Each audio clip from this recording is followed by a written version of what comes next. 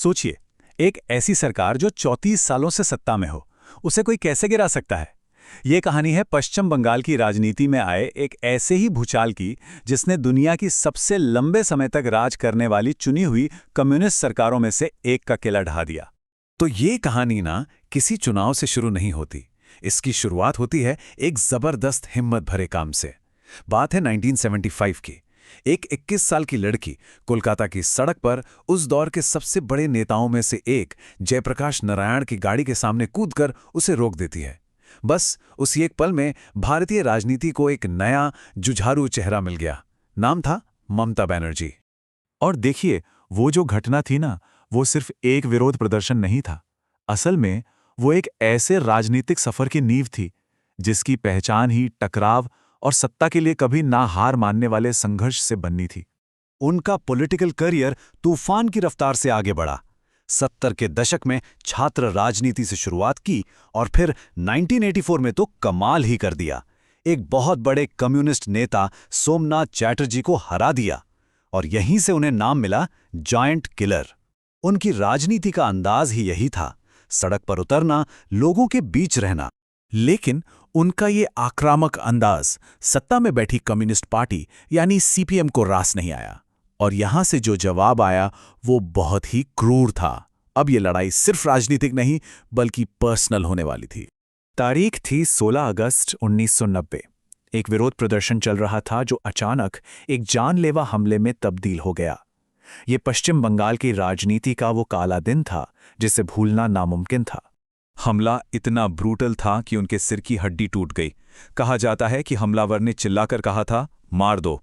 लेकिन इस हमले ने उन्हें तोड़ा नहीं बल्कि और मजबूत कर दिया। इसने ममता बनर्जी को एक प्रतीक बना दिया, एक ऐसी नेता जो किसी से नहीं डरती, जो कभी पीछे नहीं हटती। अब देखिए, ममता की लड़ाई सिर्फ सीपीएम से नहीं थी। उन्हें लगने लगा था कि उनकी अपनी पार्टी कांग्रेस कम्युनिस्टों के खिलाफ कुछ ज्यादा ही नरम है। तो जब घर के अंदर से ही लड़ाई मुश्किल हो गई, उन्होंने एक बहुत ही साहसी फैसला लिया। तो हुआ ये कि उन्होंने सिर्फ पार्टी छोड़ी नहीं बल्कि कांग्रेस को बंगाल में तोड़ ही दिया।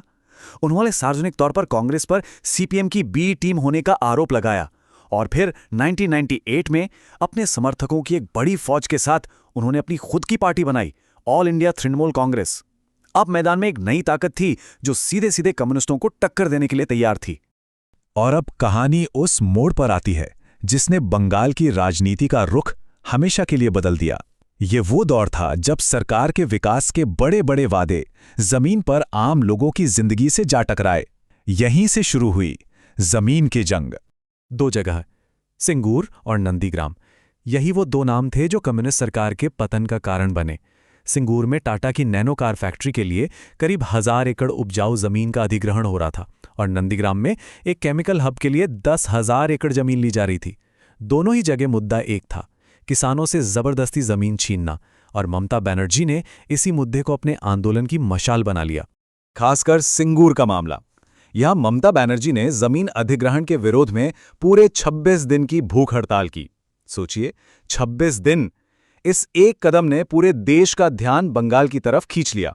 दबाव इतना ज्यादा बना कि आखिरकार टाटा को अपना नैनो प्रोजेक्ट बंगाल से बाहर ले जाना पड़ा। अगर सिंगूर की लड़ाई लंबी और थका देने वाली थी, तो नंदीग्राम का मामला वो तो विस्फोटक था। 14 मार्च 2007 को वहां के हालात इतने बिगड़े कि बात हिंसा तक पहुंच गई, और वो भी कोई मामूली हिंसा नहीं। उस दिन पुलिस की फायरिंग में सरकारी आंकड़ों के हिसाब से 14 किसानों की मौत हो गई। स्थानीय लोगों का दावा तो 100 से ज्यादा लोगों के लापता होने का था। यही वो टर्निंग पॉइंट था।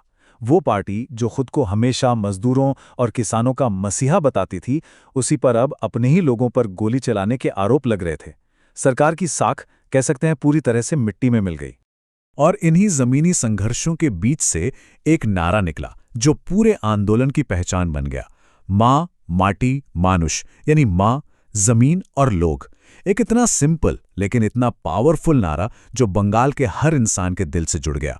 तो सिंगूर और नंदीग्राम की जमीन से जो चिंगारी उठी थी, वो अब तक एक राजनीतिक सुनामी बन चुकी थी, और इस सुनामी का असर सीधे सीधे 2011 के विधानसभा चुनावों पर पड़ना तय था।